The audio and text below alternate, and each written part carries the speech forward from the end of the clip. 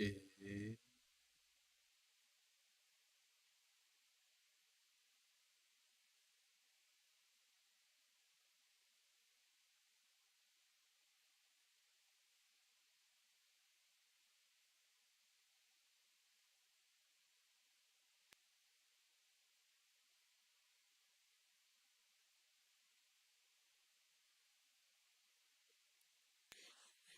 closely.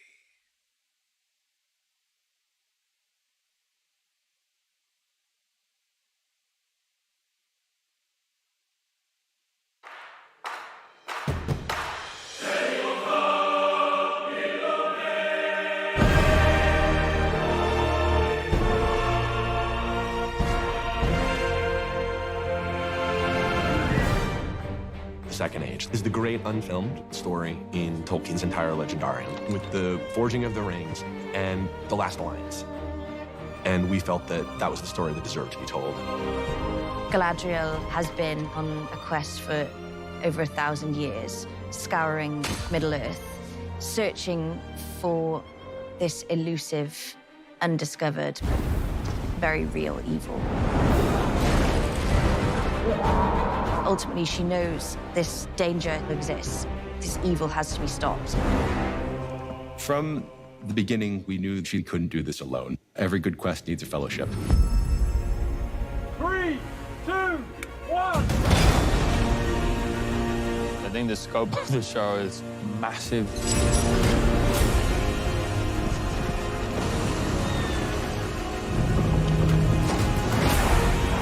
This is the time where the characters and species that we know and love become who we know them to be.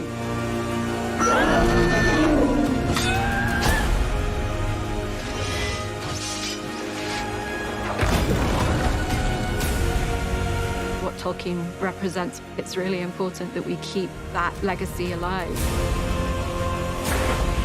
In this show, something can happen in a split second that changes everything. It's dangerous and shocking.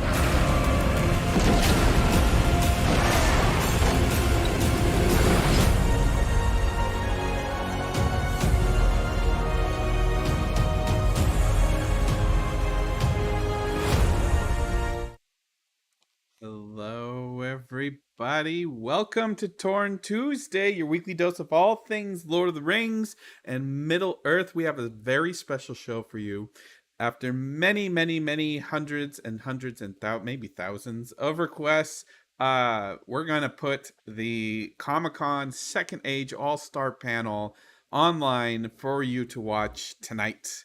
So I'm really excited for you guys to see this. We brought together an all-star panel of Tolkien scholars, experts across the spectrum of YouTube, TikTok, Twitter, Twitch, published, unpublished, some PhDs, and some getting their still in school right now. So that's going to be exciting.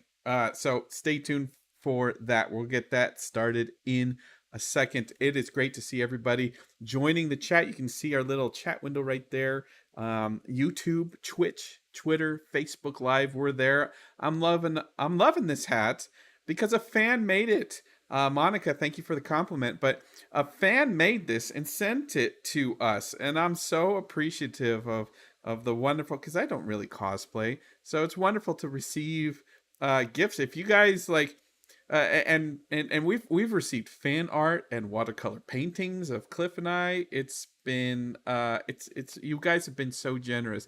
If you ever want to send anything to the One Ring Torn Tuesday show, you can send it to Scum and Villainy Cantina in Hollywood, California. Just Google it, Scum and Villainy, Hollywood, California, and if you just address it to Cliff or Justin or Torn or the One Ring, we'll get it. So it's exciting, but we're really excited to give you guys some great content here. I have a couple of news items, as you just saw in the intro of the show. That was Entertainment Tonight's new preview clip, and some of that stuff looked amazing, didn't it? I am so ready for Brimby time. Celebrimbor, if you join our Discord right there, there's the link, discord.gg/the One Ring. If you join our Discord, we have so many memes and handles and shortcuts and exclamation point little animations and stuff. And Celebrimbor has been passionately nicknamed Old Brimby. We're calling him Brimby. And I am ready for Brimby time when this show comes out. We are 30 days away from the Rings of Power. We are 30 days. It is August 2nd, and this show debuts September 2nd, which means I don't read calendars correctly because there are 31 days in August. So that's my mistake. There are 31 days. You know the secret of knowing which months have 31 days? It's the knuckle secret, right? You've got knuckles that go up and down. So if you start at the edge, and you go January 31, February low knuckle, March 31 big knuckle, low 30, 31, 30, July 31, August 31, September, October, November, December has 31. That is the secret that I was taught early on. Monica, again, in the chat room says, I teach the knuckle thing to my hobbits every year. Tuki says 4 weeks and 3 days. That's correct. So that's where we're at. And I have to tell you, save the date for September 2nd. Go to DragonCon. If you're anywhere on the Eastern Seaboard, you want to go to DragonCon. We have some amazing, exciting activities planned in and around Rings of Power because everyone will be at DragonCon in Atlanta on September 2nd. And trust me, you want to watch this show with a group of fans. We're not just going to go up to our hotel rooms and watch it separately.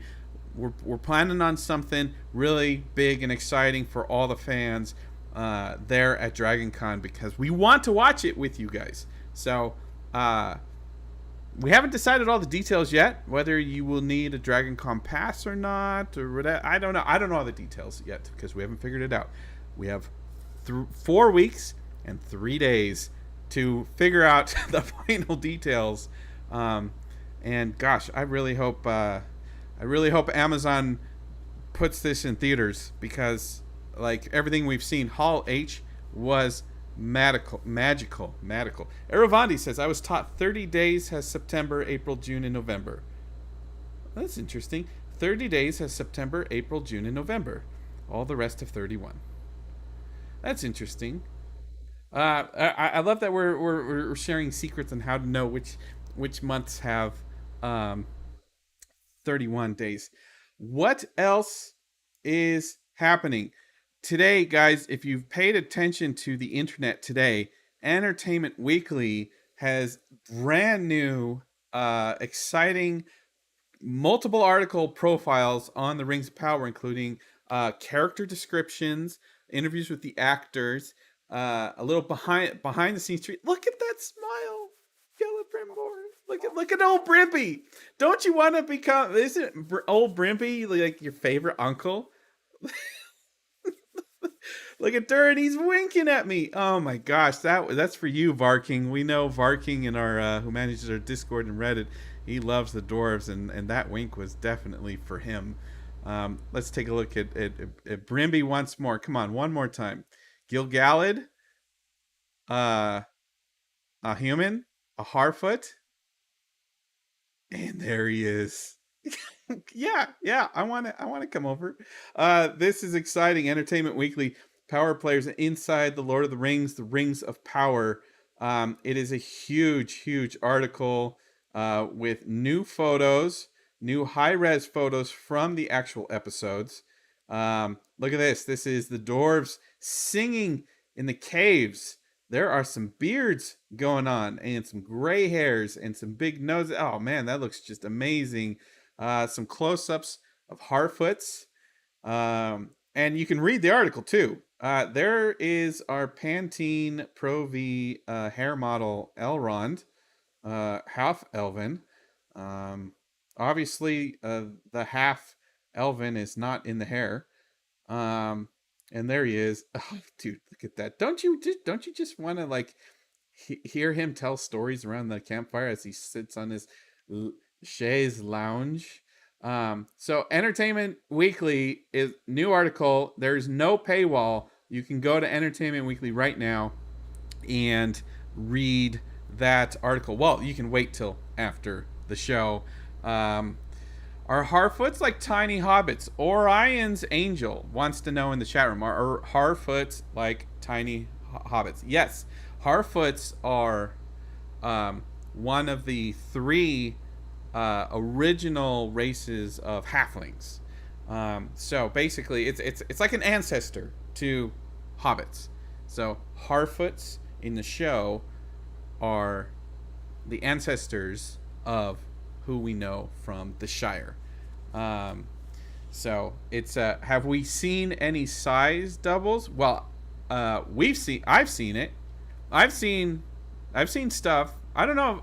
I can't remember. Where there's so much footage out, I can't remember what you guys have seen, because people in Hall H saw more stuff too. But we have. I will say this: I have seen footage of the size of Harfoots compared to a human person. Is that fair? And it does look like they shot that practically, not like The Hobbit where it was all green screen. And remember, Ian McKellen started crying on set because he couldn't operate like that. From what I saw, it looks like they shot forced perspective with tall people and the Harfoots, because we know that Lenny Henry is a tall man. He is the tallest actor since John Rhys Davies, who played a dwarf. Interesting. Also released today, a third video. You saw the Entertainment Tonight. You saw that beautiful Wink video from Entertainment Weekly. And then right now, we have a TV commercial for Lord of the Rings Kit Kat chocolate bars. That's right. Lord of the Rings Kit Kat chocolate bars. And they replicated the title teaser video from way back when, from 8 months ago. And there it is. Don't you want break me off a piece of that Kit Kat bar? Doesn't that look good? New Beta Do Beta is in the chat room. People in the chat room are saying, I love Kit Kats. Well, you're going to love buying them. I tell you what, I'm going to eat more Kit Kats than I ate the Hobbit menu at Denny's. And my bowels will thank me for this. And also my emotional state will probably be better by eating more chocolate. So that's going to be exciting. The other big news this week, before I press play on this panel, is just as interesting. But I don't know. I don't know how I feel about this yet. But folks, it was announced that the Rings of Power book covers are now extending to the audiobook covers. As you can see here, this is narrated by Andy Serkis. This is the Andy Serkis audiobook cover. Has been updated to the new TV, what we like to call now a major motion picture cover, now a major television show cover. And the interesting thing is Amazon is reaching into your current digital library, and we are getting reports of fans who have bought the ebook, the digital ebook version of Lord of the Rings. Their covers are being changed in their little Kindle device that they already own. So the covers that they once bought and loved, often illustrated by Alan Lee or John Howe, have been replaced, hopefully temporarily, by these Rings of Power, now a major motion picture TV cover. And so I don't know how to feel about that. I will say this: the Barbara Remington covers are not as accurate to the book lore as the Rings of Power covers. If you and the story about this, we've covered this when we did an obituary show to Barbara Remington, but because so many people were bootlegging the Lord of the Rings in America, the publisher reached out to an artist, Barbara Remington, to quickly illustrate some covers of the books before, so they could get it out. So she did not even have time to read the books, and this is what she came up with. And there aren't any bats in Lord of the Rings, and there's no dragon in Two Towers, and I don't know what's going on in the Return of the King cover there. Yes, there's a mountain. Are those supposed to be orcs? Anyway, she drew these without even reading the books, so I gotta hand it to Amazon for at least making an effort to include characters that are in these books.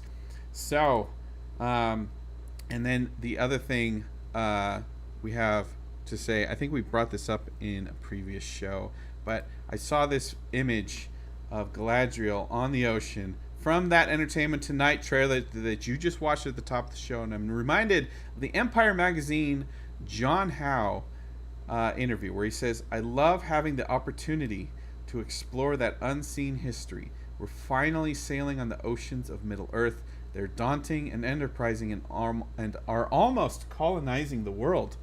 A lot of fun to imagine, something Lord of the Rings movies never went anywhere near." So John Howe has had an excellent, exciting time working on this show. And I'm sure that we are going to hear more from John Howe after the show is released, because spoilers, right? We don't want spoilers.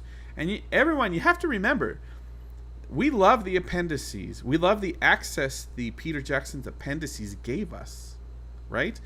Those appendices did not come out for a year after those movies came out. Like nowadays, you just buy the DVDs or the 4Ks and you put on the movie, then you watch the appendices. But for us fans, when we first saw the movies in theaters, it took a year to get those appendices. So we had a year to kind of like freeze frame things and take the DVD out and everything. And it wasn't until a year later that we got to start watching the appendices. So I imagine, and I hope, Amazon is planning, after the 8 weeks of the initial release of the show, I hope Amazon is going to continue giving us some Middle-earth magic with behind-the-scenes documentaries. I don't know if they should call it the appendices, because the show is based on the appendices with the rights and stuff like that. Anyway, I don't want to get into a conversation about the rights, because that is part of the panel. Before I hit play on this, let's go to the chat room. So several of our panelists are actually in the chat room here, so go ahead and ask your questions in the YouTube chat. I think a lot of them are in the YouTube chat or on Discord, but YouTube chat seems to be where most of the chat is today. Sometimes it's on Facebook.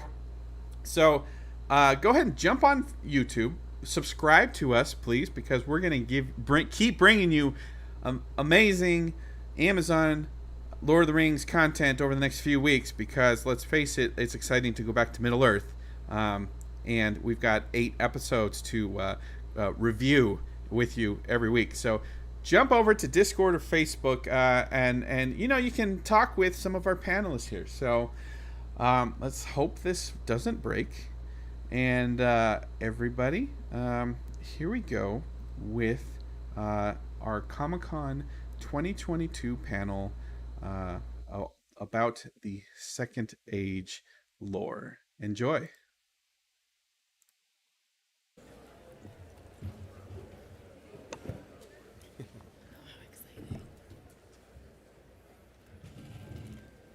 Everyone here is a Lord of the Rings fan, right?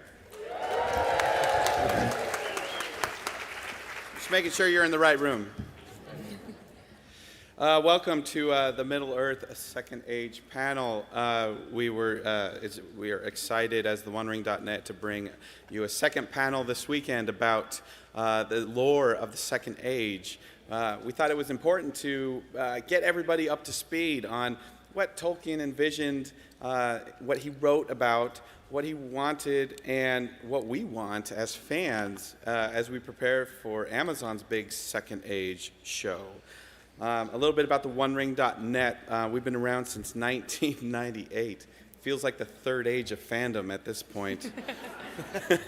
Were we ever that young? Ever? We've been doing panels here at Comic-Con for as many years, and they've always been a big supporter of us and the fans, whether or not there was a movie coming out or not. We reach about 10 million fans per month, but the strength of the One Ring has been the fact that it's an all-volunteer site. We don't make money. The owners don't make money. Everybody at the One Ring volunteers their time to moderate the message boards, police the Discord, post on Twitter, keep you guys up to date on news.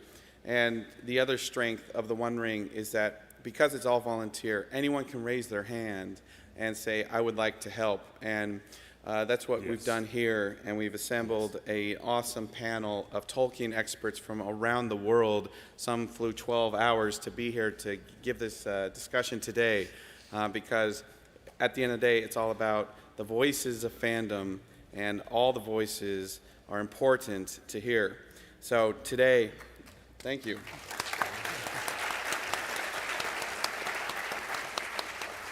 So my name is Justin Sewell. I'm a producer with the OneRing.net for so many years. I also help with the merch. You can buy one of my T-shirts at the booth, 1220, and I'll let these guys introduce themselves. Do I start? Okay. Hi, my name is Matt, and I run a YouTube channel called Nerd of the Rings. Oh. Okay. I love you, Matt.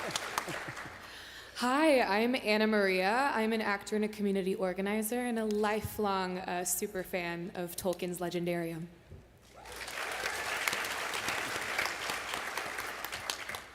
Hey, what's up, everybody? My name is Willie Jenkins. I'm also known as New Better Do Better on TikTok. I am a lifelong Tolkien fan and lore expert. Well, hello everybody. My name is Clifford Broadway, and I am the co-host, along with Justin, for the weekly live stream series on Torn. We call it the OneRing.net Torn. It's our Torn Tuesday show, where you join us every week, live stream, and come in for some vivacious conversation. And I'm also a writer and contributor for the past 22 years, a volunteer writer and contributor for the OneRing.net, and a co-author of The People's Guide to J.R.R. Tolkien, and writer and producer of the feature documentary film Ringers, Lord of the Fans, directed by Carlene Cordova and narrated by Dominic Monaghan.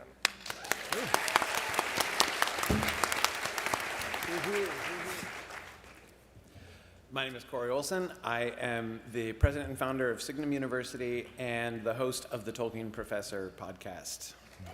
We know who you are. So how many of you were in Hall H and heard Stephen Colbert name drop Corey's name? This guy.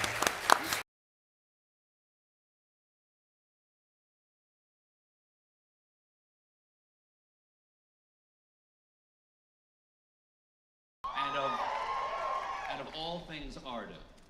And I don't think most of you would be here today if you didn't share that passion and a deep curiosity of how the artists we will meet today will, over the next 5 seasons, take us all into the cataclysmic events of the Second Age. My introduction to Tolkien was when I read The Lord of the Rings when I was around 12 years old. My friend Keith Sargi gave it to me. I was instantly absorbed by this world. I remember lying on the couch one day and I was reading The Two Towers. I was in the chapter The Uruk-hai. And at one point I suddenly sat bolt upright, gasping for breath, because I realized that I had been holding my breath for the last 2 pages. Because reading Tolkien is swimming in deep water. I've now read the trilogy innumerable times. I lost count around 50. And 46 years later, I am still discovering new things about it and from it. And here, I just want to take a moment to give a very grateful hat tip to the Tolkien professor, Corey Olson.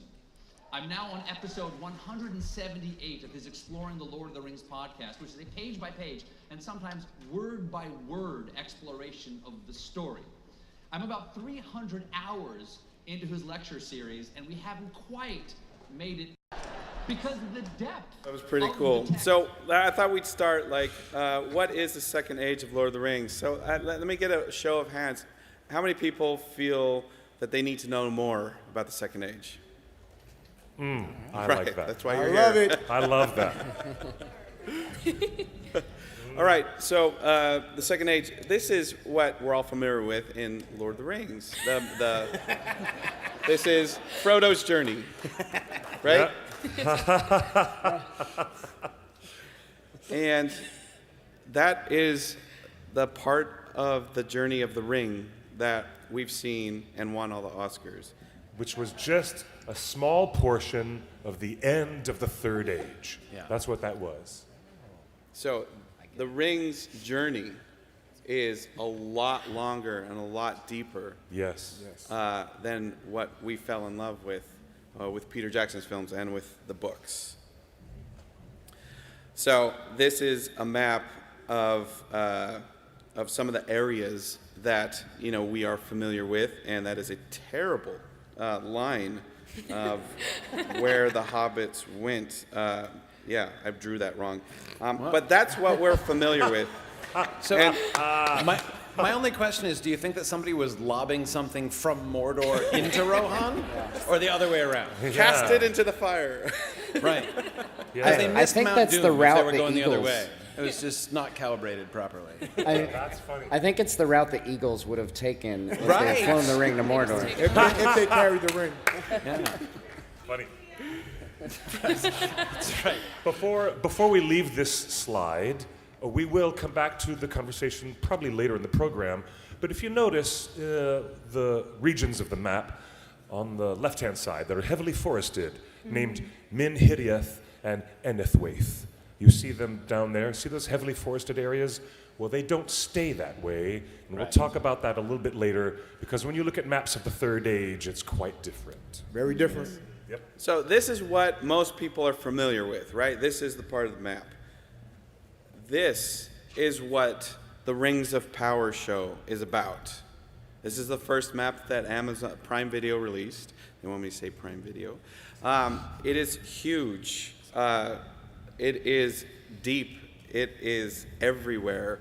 And we've only seen teases of some of these new locations in the trailers that we've seen.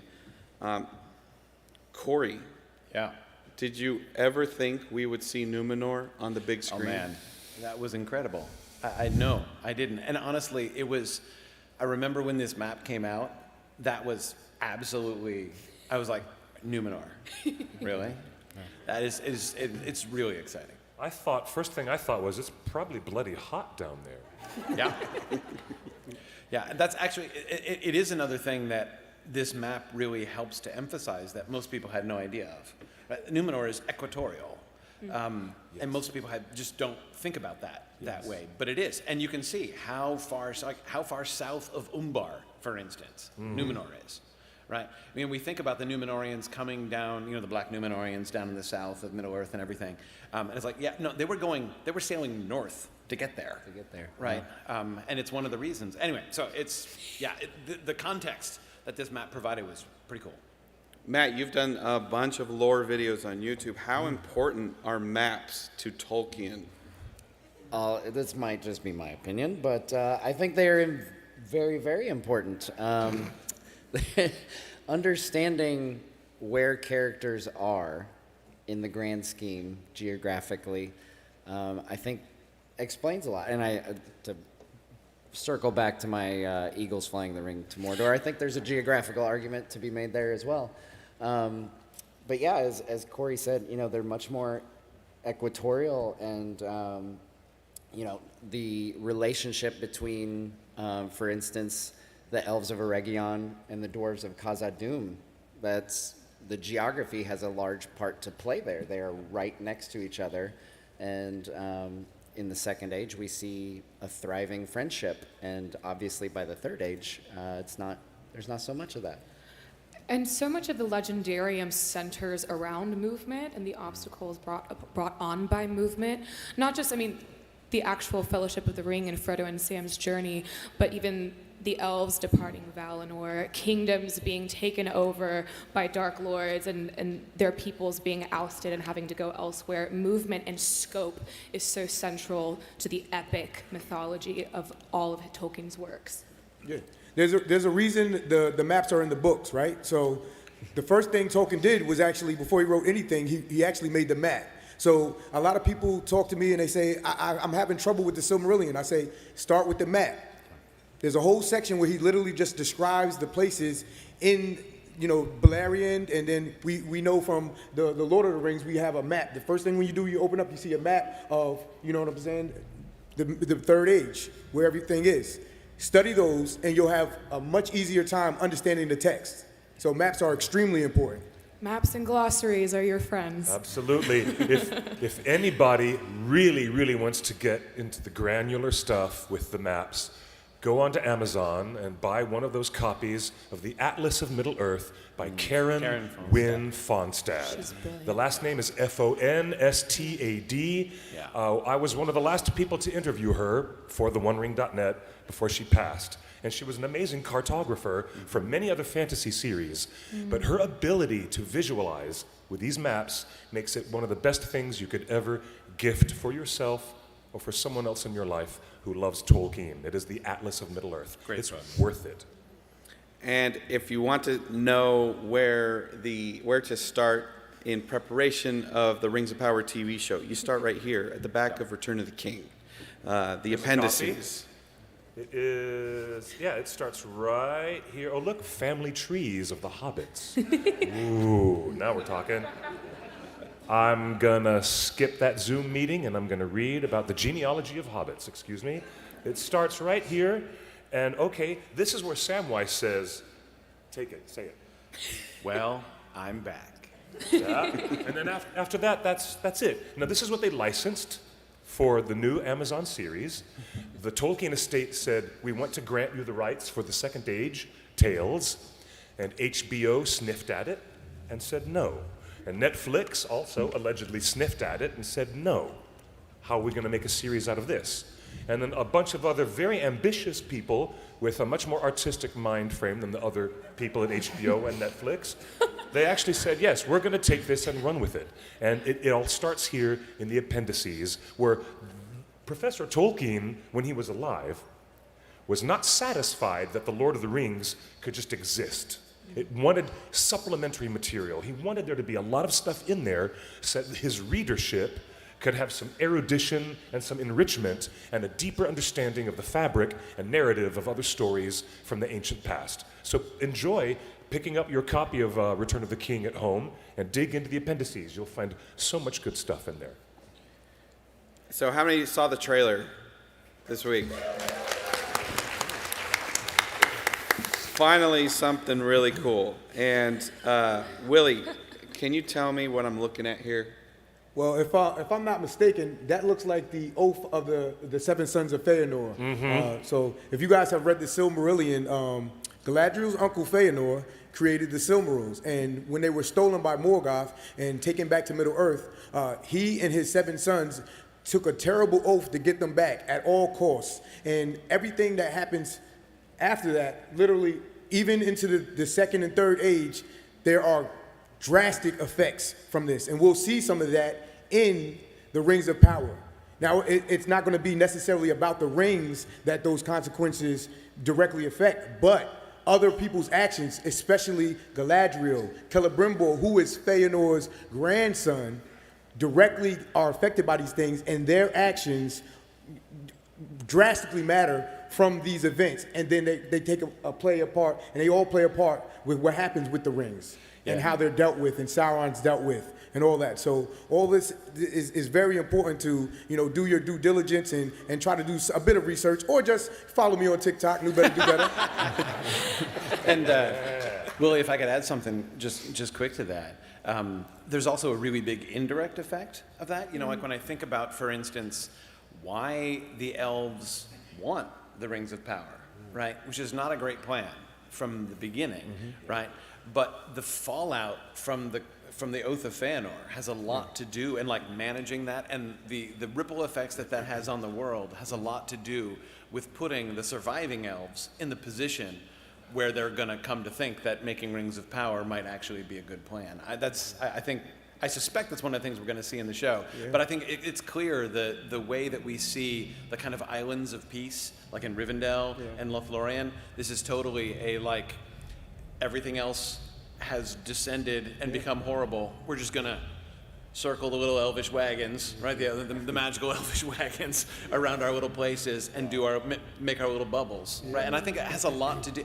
If there's no Oath of Fëanor, I don't think we end up going in that direction. Who remembers in the room, a show of hands, when in the Fellowship of the Ring, Galadriel goes berserk? Who remembers that scene? I bet you guys, most of you guys didn't know that her not accepting the ring she was literally testing herself, because before the first stage, she took part in actually leaving Valinor, which they shouldn't have done because of that oath, and she wanted lands of her own, and that was very selfish of her to do that. So she literally was calling off the ring, saying, no, I'm going to make a different path, choosing wisdom, and to not do that. So a lot of people just think she was just testing herself with the ring. No, she's living up to the wisdom that she's earned over the years, and that's very important. She's not the same Galadriel in the Third Age that we're going to see in the Second Age. She's much more ambitious and vivacious in the Second Age than she is in the Third Age, where she's settled and more calm and has that wisdom. So we need to get that in our heads. We have this idea of Galadriel that we have from the Third Age. Get that out of your head. She's a completely different elf. Yeah. The Second Age Galadriel is ready to have a dominion of her own. And at the end of the War of the Ring, she is ready to relinquish it. Right? Is that fair to say? Yeah, fair to she's say, going to fade and go into the West. Yeah. Yes. Meanwhile, Justin's standing up there like, guys, I showed like 3 seconds of one clip. That's how deep the lore goes, right? So this is interesting. You know, one of the big questions that we've seen tweeted at us for the last 2 years is, you know, what are the rights? What can Amazon and Prime Video do? Can they do what they say they're doing?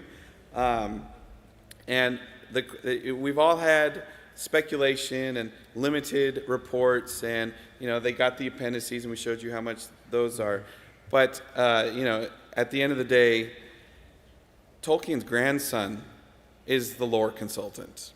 So he's the elder statesman right now of the family, or one of them, and he's on the show.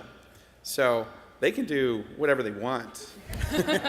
Okay. Yeah, they're able to ask permission of the Tolkien estate for any specific bit of lore that isn't explicitly listed in the appendices or the trilogy or the Hobbit, and the Tolkien estate can make the choice to grant them said permission. So the sky's really the limit. So no fear about them having to fully create something brand new that doesn't align directly with the lore. Yeah, I have gotten a ton of comments on my YouTube channel saying they've only got the appendices, The Lord of the Rings, and The Hobbit, so they can't do that. And my response is usually, well, they just did. So, and if you were in Hall H yesterday, you got a glimpse of the dying 2 trees. Exactly. And Yes. Morgoth. Wow. Shout out to Hilperion and Laurelin. And that's not an appendices thing. Like, clearly that is something that they have gotten permission to depict in whatever capacity. Maybe it's a limited short clip, but hopefully not. But Right. it was awesome to see, I can tell you that much. There's one sentence. Listen, please. Gather round the campfire while I pull out my guitar. There's only one sentence in here, just one, and it says, and I just lost the bloody page, but it says something really quite interesting about the Numenoreans and what their behaviors were. And as soon as I find it, I'll tell you. It's so fucking. That's so In funny. the meantime, while That's so he's funny. looking for the page, let me just say one quick thing. If you're having conversations like this about rights, and people are like, but they can't do that, and like what they say, or often I think there's some distrust. Like people feel like they're catching, Amazon keeps saying they only have the rights to this, but then they keep doing this, and some people are taking that as if that's grounds for distrusting what they're saying. There's a difference between what you have the rights to. If you have the rights to something, that means that you can tell that whole story. right? That, you know, everything in there you can tell. But that doesn't mean, just because you don't have the rights to the Silmarillion, doesn't mean you can't make references or even take elements and scenes from that if you get permission to do that. When a creative team like this is working on an adaptation of this kind, they're always working in close relationship with a creative team from the estate, from HarperCollins. If we're talking about the text copyright, and that's an ongoing relationship. Right? And so many times you can propose, I mean, if there's something that's not in the appendices, it's not that they can't talk about it or that they must have rights to all of Unfinished Tales in order to say and do things that are only in Unfinished Tales. They just have to ask, can we do that? Can we bring that in? And the estates, they're likely to say no if you try to go too far. Like, this is why, people are like, hey, we saw the trees. Are they going to do the whole Beren and Luthien story? And I'm like, no, dude, guys, no. Like, that, yes, you'd need the rights to the Silmarillion to do that. But you can take elements. And again, this is part of the ongoing relationship, and they've had and they've maintained that relationship. So sometimes I hear people talking about this, and I'm like, do you guys think you noticed something that like the Tolkien estate didn't notice? Here, like. Basically, what he's saying in layman's terms is stop asking about the damn rights. That's hilarious. That's awesome. The sentence is as simple as this, and you can get hundreds of years of storytelling out of this one sentence. At first, the Numenorians had come to Middle-earth as teachers and friends of lesser men afflicted by Sauron. But now, their havens became fortresses, holding wide coastlands in subjection. One sentence. And they hired a team of really talented writers to actually adapt and fill in the lines of what that one sentence could mean with the establishment of, hello, we're helpful Numenorians, and then within 1,000 years' time, they're holding coastlands of people in subjection, enslavement, forced labor.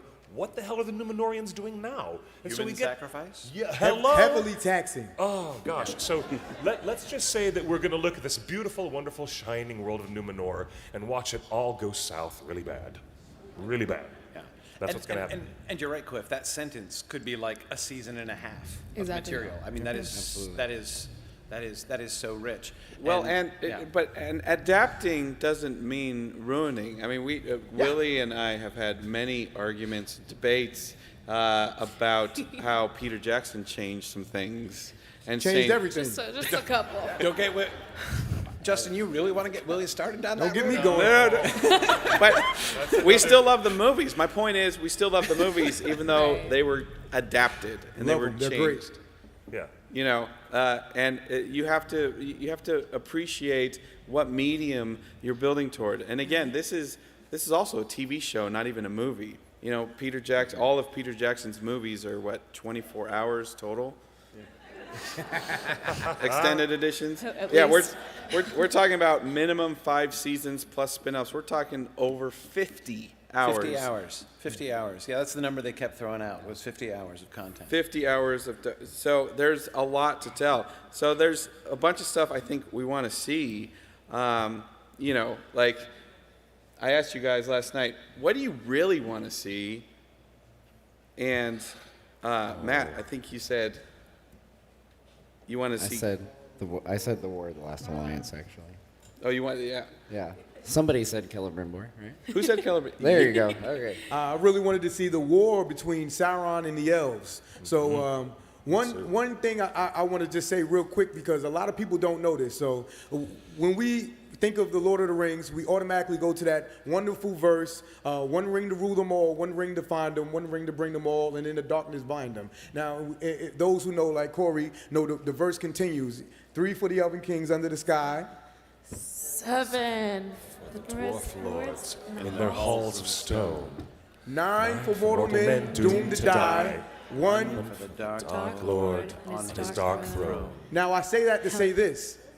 In the land of Mordor. It wasn't black speech. We're It's actually very confusing and misleading, because he initially had the rings made for elves. He didn't care about men. He didn't care about dwarves. He was trying to get the elves under his sway. And this is what you're going to learn in the Second Age. And then when his plan didn't work, that's when he said, you know what? I'm going to do it this way. I'm going to attack you and give the rings out to people that'll help me anyway.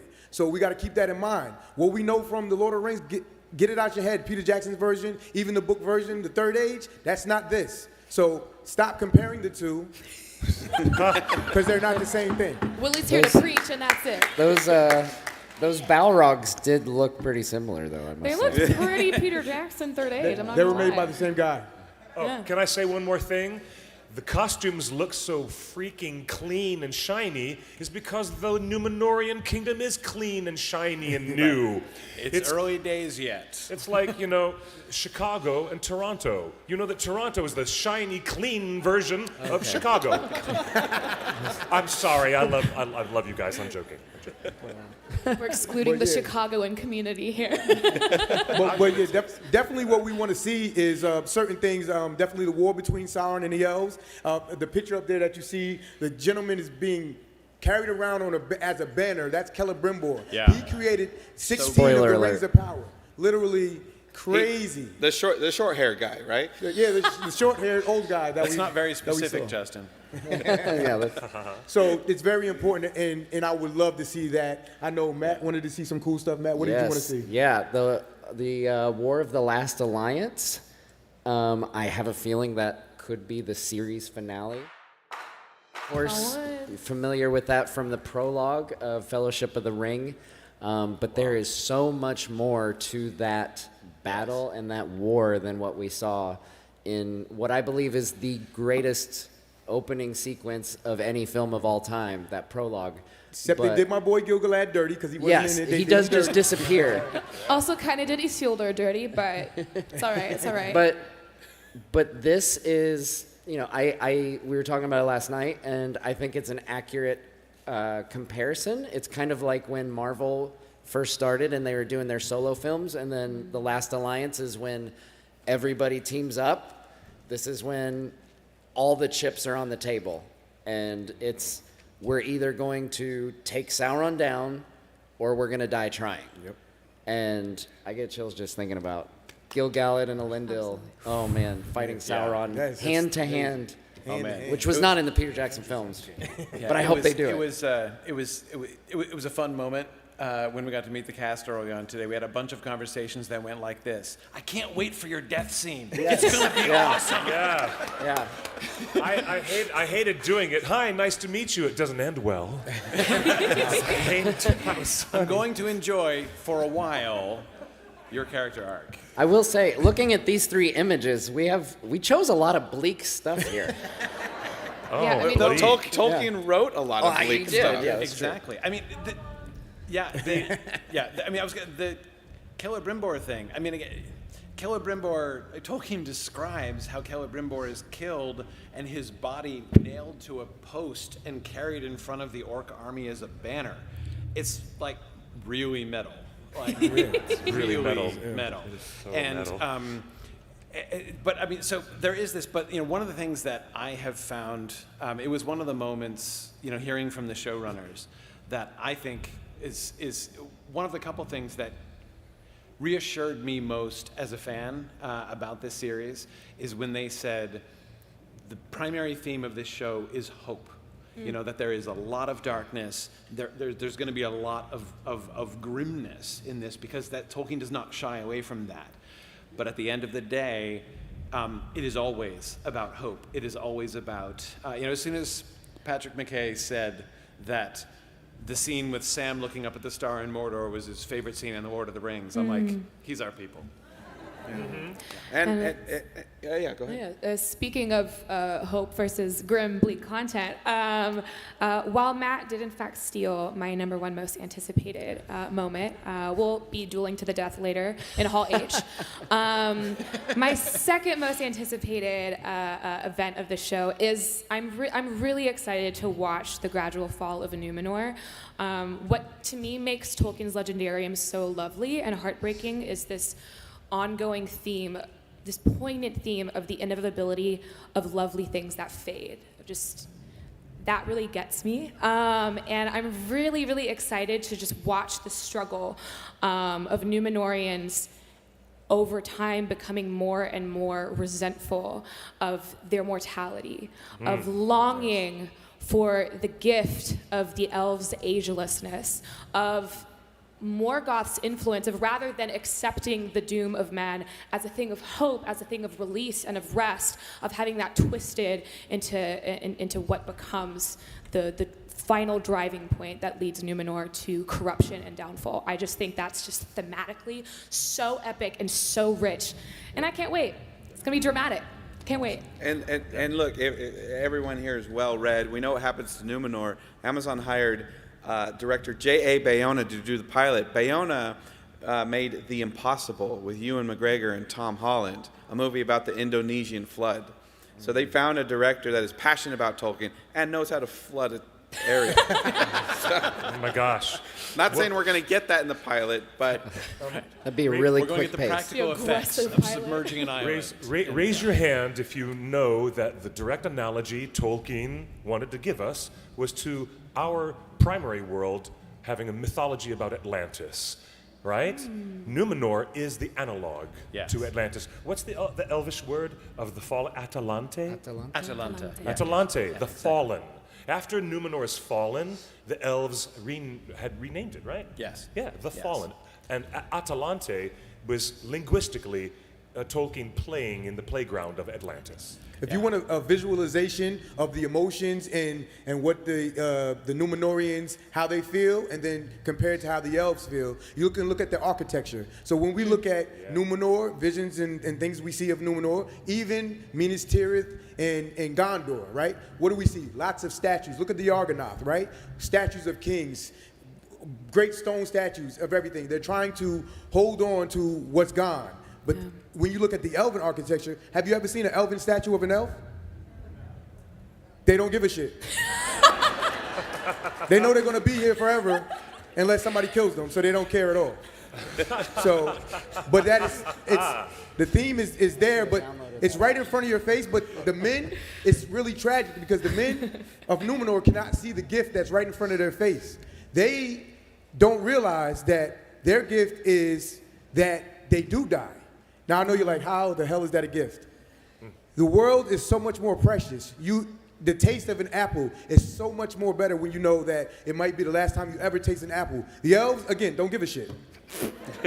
So just think about that. And they can't see that right in front of their face. And it's really tragic and it's really sad. And that's what we're going to be experiencing in the Second Age. Yeah. Period. Yeah. Yeah.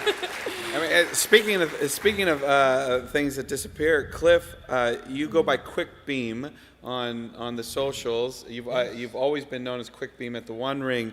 What was it like for you? Well, let's start with the audience. What was it like to see Entwives in the trailer? Entwives. The fact that Professor Tolkien had linguistic interests will never overshadow the ideas that he had of ecological interests that Tolkien had, perhaps. Thank you. And the Entwives are something that are so sad. We're talking about that element of loss. And the Ents and Treebeard have this lonely, aching poetry about the loss of the Entwives. At the time, they are the guardians of the trees, the shepherds of the trees in the Second Age, where there's great abundant forests everywhere in Middle-earth. Not so much so in the Third Age, as we see the Numenoreans arrive, and they get very clever with building their amazing ships. But those ships are built out of something, and the Ents and the Entwives must come into conflict with the Numenoreans at some point in this show. Otherwise, we wouldn't have seen it in that little teaser that they showed. And if they're going to focus on the tragedy of it, there are two layers to that. The tragedy of ecological destruction at the hand of blind industrial ambition, which was always one of Tolkien's big things.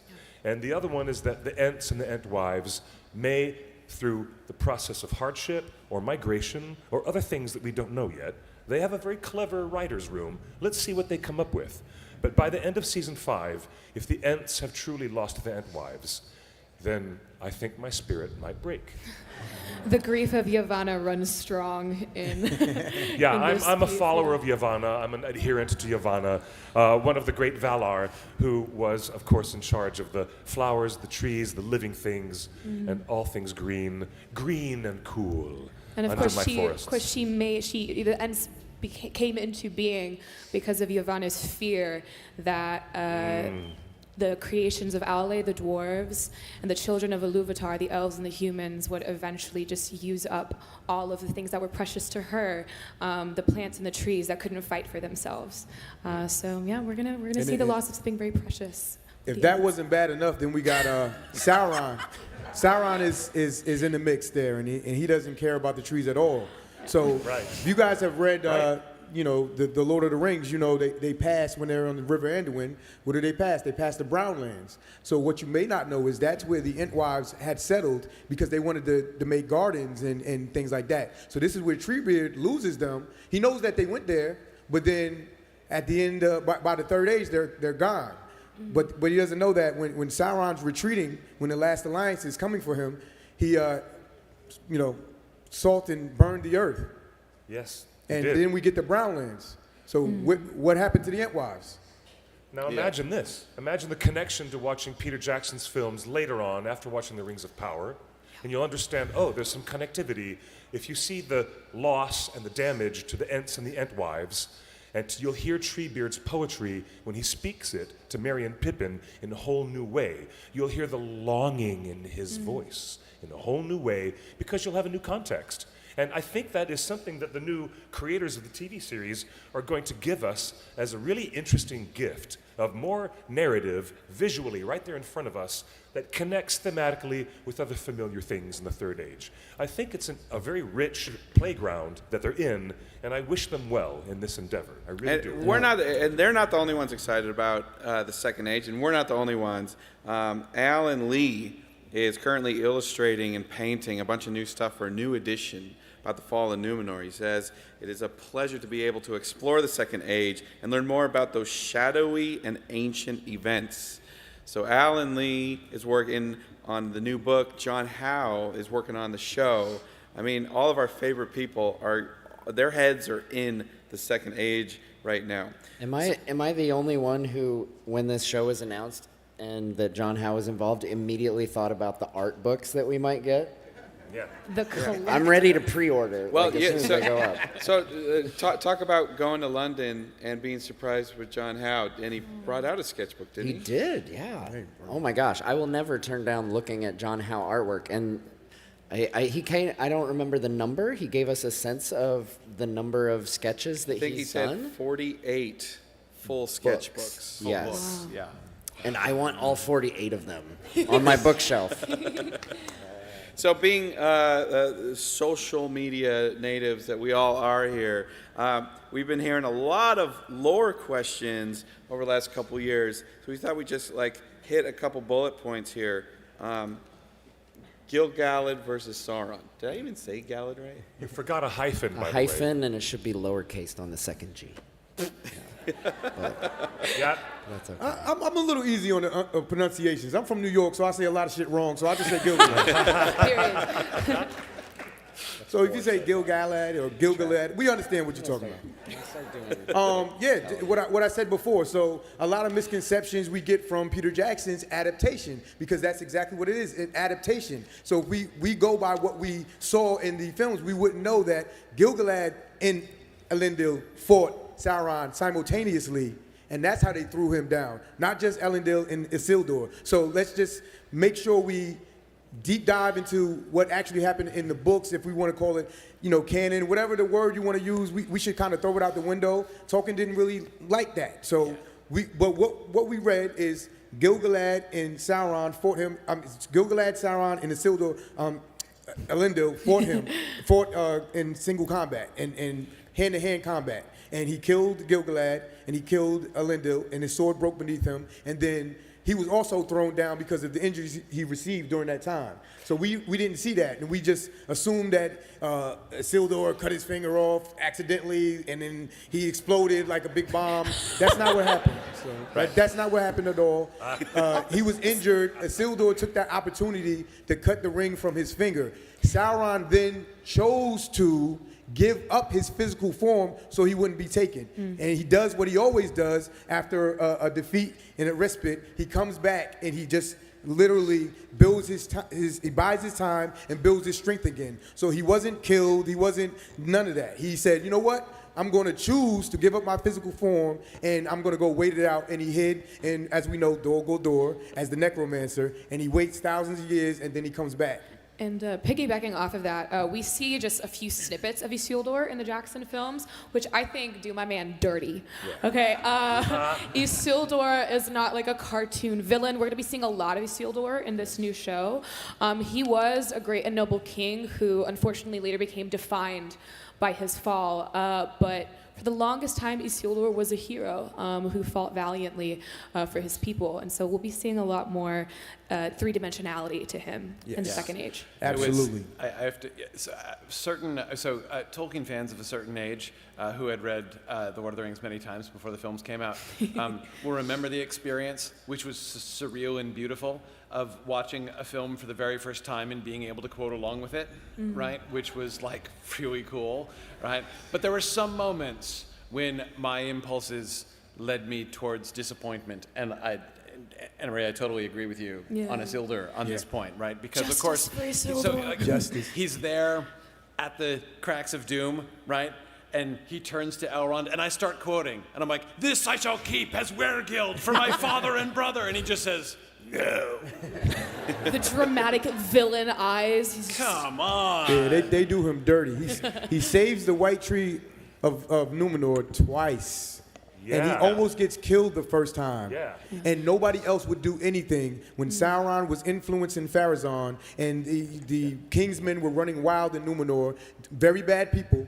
And Isildur took it upon himself to get the White Tree. This is a representation of hope in the future and future Gondor that you know, all on the back of what he did. And he gets a bad rap from the depiction he gets in the movies. So everybody's like, oh, yeet Isildur. No, Isildur was awesome. No one, and I mean no one, could have thrown the ring in the fire. That's the point of the Lord of the Rings. What did Frodo, everybody loves Frodo. Did Frodo say, oh yeah, I'll definitely throw it. Did he throw the ring in the fire? Nope. No, he said no. And no one's stronger than Sauron. You can resist the will of Sauron to an extent, but when you have that ring, you're done for. No one's stronger than him. They can't do it. And that kind of takes the wind out of Hugo Weaving saying so dismissively, men are weak. Right? And Anna Maria, that's it. That's why Isildur is done dirty with that context. Yeah. Yes. And that, I think that segues nicely into, Elrond, men are weak. Not a very Elrond statement to throw out there. And speaking of elves, I think Jackson's version of elves have very much been immortalized in the public conscious, right? He had to make a stylistic directorial decision of how to separate them from humans. And so we got a very stoic, cheekbone model voguing version of elves. But they're a lot more lighthearted and a lot more, for lack of a better term, human in the original text. And so we're going to be seeing a more vibrant version of them than what we're used to. And, the One Ring's been around for 20 years, so we saw all the debates before Jackson's films came out. A lot of fans thought Legolas should have brown hair. And they were incredulous. There was a lot of discussion that the blonde Legolas was ruining Tolkien's legacy. But you guys touched on a thing earlier right now about Second Age is about loss, right, Cliff? It is. There's a gift given to the men of Numenor, a gift. The island continent was given to them as a gift for their help in the War of Wrath against Mr. Big Bad himself, Morgoth. They lose it.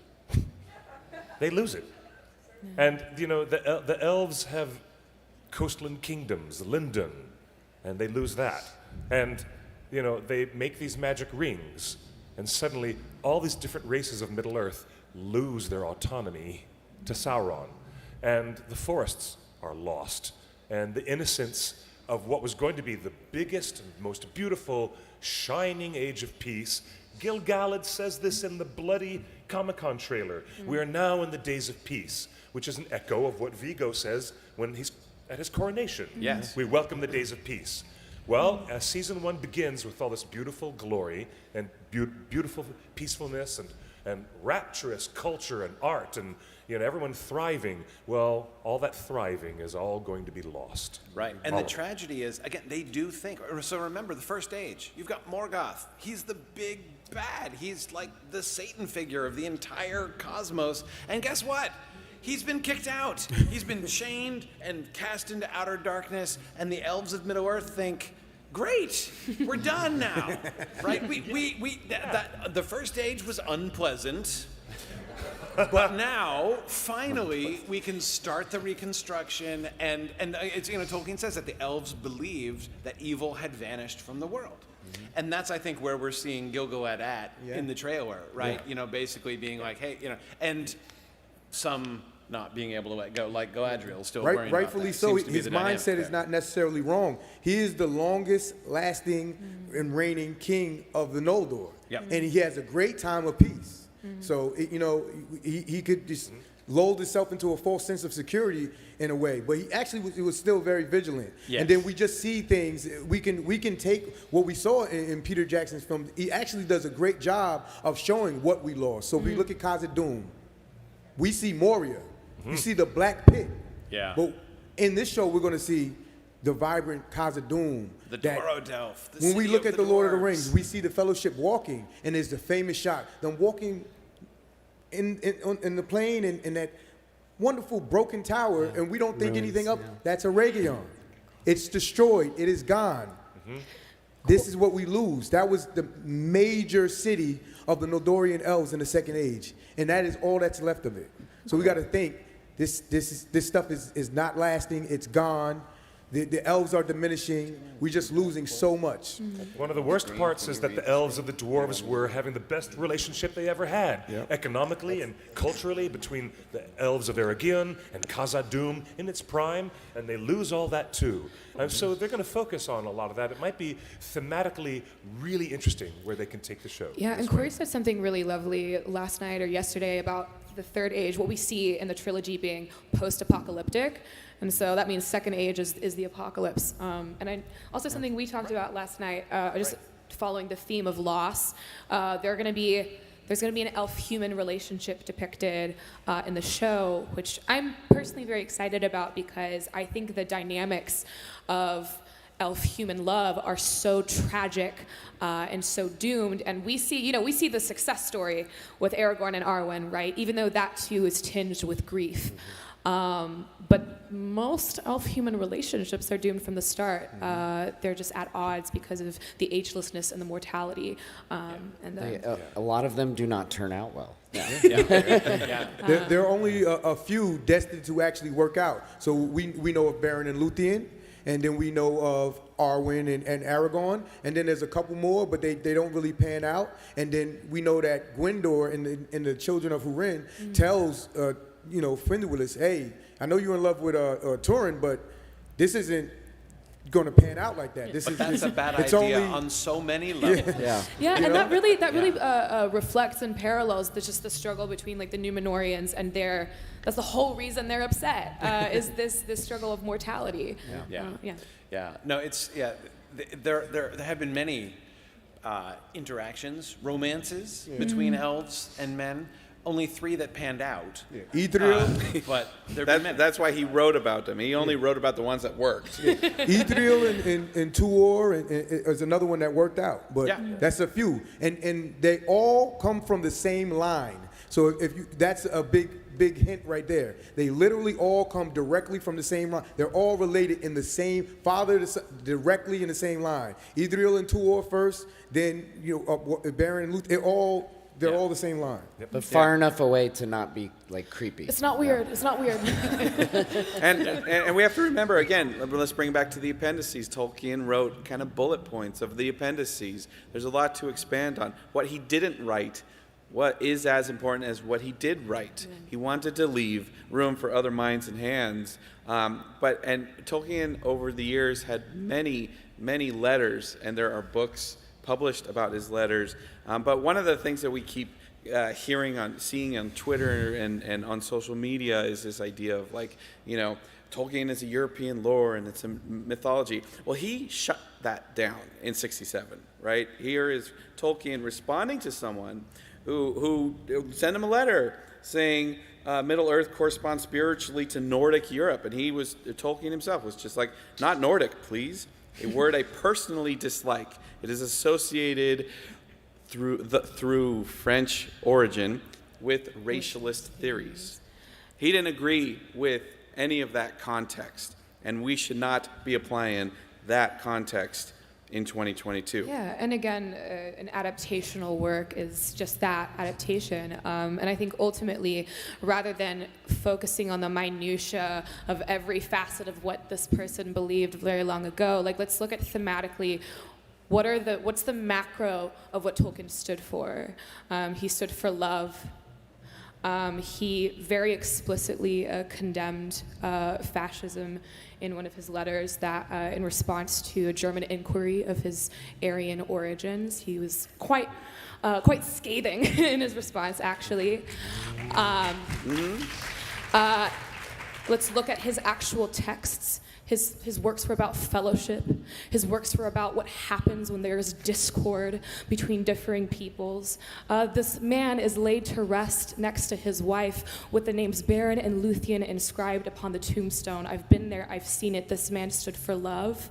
And if you read any of his works with the openness and kindness that we know he valued, that's what you take away from it. And I think that's what would be really lovely for us all to keep in mind moving forward. Yeah. Again, in layman's terms, Tolkien is for everybody. Cut the racist bullshit. Yes. Yes. Cut it out. Just cut it out. To think that man would see cruelty and bigotry directed at strangers and cheer it on, to me says that maybe those who believe that read the works, but I'm not sure what they retain from them, because that isn't a politic of love. Indeed. Indeed. Well said. Can I really offer that Legolas and Gimli are one of the brightest relationships, where you would see two people from different races with different biases against one another, and eventually they work that shit out and become the best of friends. And they become the best of friends. And in the end, Gimli is given the grace to go to Valinor. That is the lesson that Professor Tolkien really wanted us to walk away with. It is literally ordained.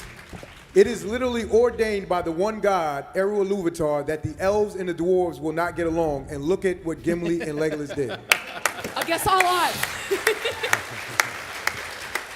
So it's our opportunity as fans to have an open mind and an open heart going into this new show.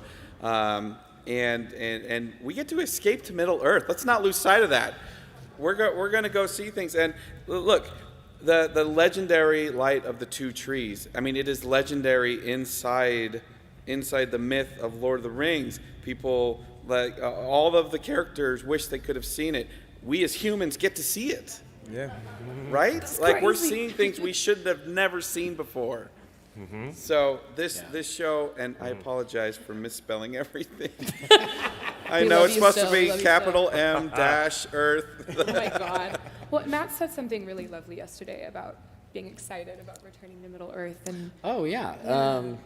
I don't really remember what I said. It was so profound. It was so good, it was so good. Y'all should have been there. Oh my gosh. Yeah, I mean, I just Matt says 7 beautiful things before breakfast and forgets them by Nerd of the Rings. Follow him on YouTube. Everything this man says is quotable. That's great. I just I've seen so much discourse around this show, and at the end of the day, I'm just excited to escape to Middle Earth. That's the opportunity that's before us, and I look at this panel and I see the PhD from the Northeast and the California guys here, and Willie from New York, and Anna Maria from London, and I'm the Midwest farm boy.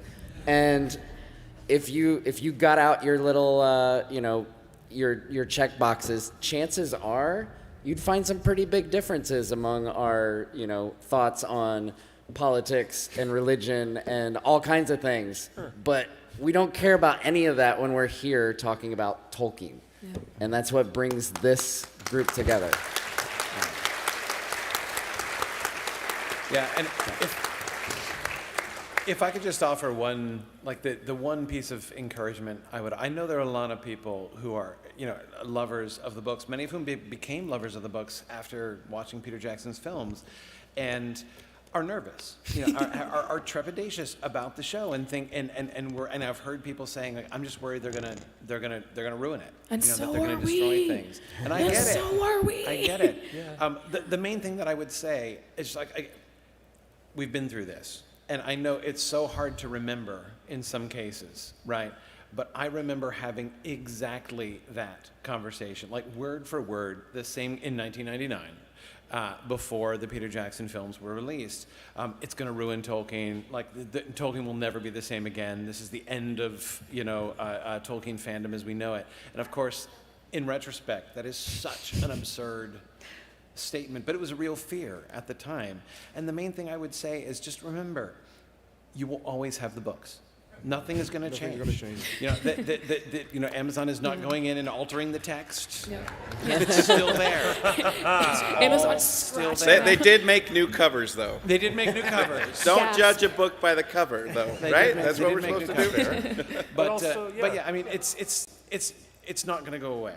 It's not going to be harmed. And again, if our experience from the Lord of the Rings films, and I was not a lover and advocate of the films for a long time. I've made my peace with the films over the years, and I have come to really love the process of adaptation, and especially the process of discussing adaptation. Yeah. And I have realized over the years how much my own reading and appreciation of Tolkien's work has been enriched even by perceiving the things that I dislike and still dislike about Peter Jackson's, some of Peter Jackson's adaptation choices. But that's okay. Again, it's been overall a really enriching experience. It's gonna be okay. No matter what happens. We'll survive it's gonna somehow. be okay. Cliff, what were you gonna? Well, if anything, pass or fail, this TV series is going to dramatically increase readership. Yeah. Yeah. Period. And over the many, many years, 22 years that this volunteer organization has been this magical web portal called theonering.net, if we ever made any money from ad buys, if we ever had anything left over after paying for our server costs, we donated it to the literacy fund in New Zealand so they could put books in schools. Because that's the way it is. That's all we care about is the people coming to the books and enjoying Professor Tolkien's remarkable literary legacy. Pop culture may or may not eat itself in the end, but there's always the literature. It's always going to be there. And there's new literature coming out. We got this new book. Yeah. Make that joke again. Make that joke again. Well, it wasn't a joke. It was the truth that this is the 11th book Tolkien has published since George R.R. Martin's last Thrones book. Facts. It We'll is never know really peace. hard to have a dead author lapping you like that. Just shameful. Shameful. So please find us all on Twitter, on YouTube, on TikTok, on Instagram. I think we're going to be breaking down every trailer, every episode, every frame, every word in the script. Yeah. And we hope for Quick Beam 2000, take out the space. It's just Wow, Quick Justin. Beam 2000, take out the space.